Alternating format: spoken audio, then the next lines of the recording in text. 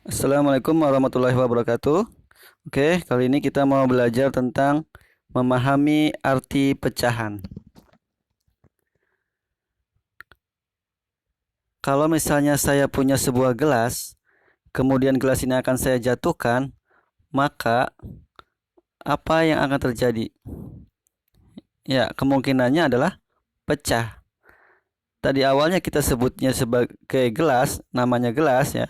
Setelah jatuh bukan gelas lagi nih, tapi pecahan gelas.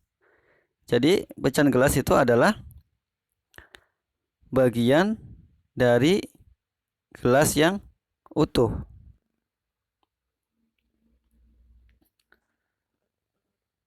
Nah, untuk menyebut banyaknya gelas, maka kita menggunakan namanya bilangan.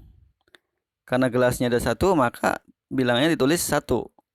Karena gelasnya utuh, maka bilangannya juga disebutnya bilangan utuh. Atau nama lainnya adalah bilangan bulat. Jadi utuh sama dengan bulat. Jadi bilangan bulat itu bisa satu, bisa dua, bisa tiga, empat, dan seterusnya. Atau bisa kurang dari satu, nol. Kurang dari nol, negatif satu. Bisa juga negatif dua, dan seterusnya. Ya. Nah, sekarang yang akan kita pakai hanya mulai dari satu ya. Misal saya punya sebuah pizza. Pizza ini ada satu, maka satu ini disebutnya bilangan bulat. Ya, bilangan yang utuh. Pizzanya kan utuh. Pizza ini akan saya bagi menjadi 4 sama besar. Nah, maka berapakah bagian masing-masing atau yang diarsir ini berapa? Awalnya 1 dibagi dengan 4.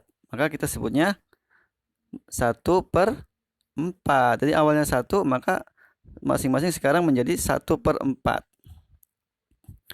Nah, kalau 1 itu disebutnya bilangan bulat, maka 1/4 kita sebutnya sebagai pecahan. Jadi kita simpulkan pecahan itu adalah bagian dari yang utuh atau bagian dari keseluruhan. Misal lagi nih, saya punya sebuah pizza. Pizza ini akan saya bagi menjadi 3 sama besar. Nah, seperti ini. Berapakah bagian yang diarsir? Karena yang diarsir ada 1, maka bagian yang diarsir adalah 1 per pembagian seluruhnya ada 3, maka 1/3. Nah, inilah pecahannya ya. Nah, 1 ini atau angka yang atas ini kita sebutnya sebagai pembilang. Sedangkan 3 atau angka yang bawah kita sebutnya sebagai penyebut. Jadi pecahan ada unsur pembilang dan penyebut. Oke, lagi. Misalnya saya punya sebuah pizza. Pizza ini saya bagi menjadi 6 bagian sama besar.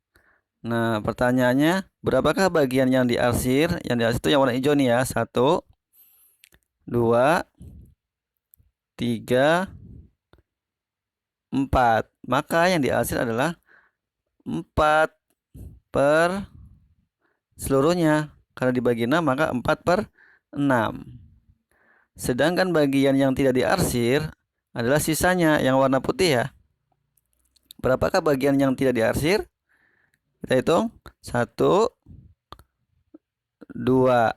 Berarti bagian yang tidak diarsir adalah 2 per seluruhnya ada 6. Maka 2/6. Lagi, misalnya pizza ini saya bagi menjadi 8 bagian sama besar. Berapakah yang diarsir? Yang diarsir berarti yang warna kuning. Yang warna kuning ada 3. Maka 3 per seluruhnya ada 8. Berarti 3/8. Sedangkan yang tidak diarsir adalah sisanya ya. Yang diarsir 3, maka yang tidak diarsir ada 5 yang warna putih. Maka 5/8. Oke, kalau kalian suka dengan video ini jangan lupa like, yang belum jangan lupa subscribe dan tekan tombol loncengnya. Terima kasih. Assalamualaikum warahmatullahi wabarakatuh.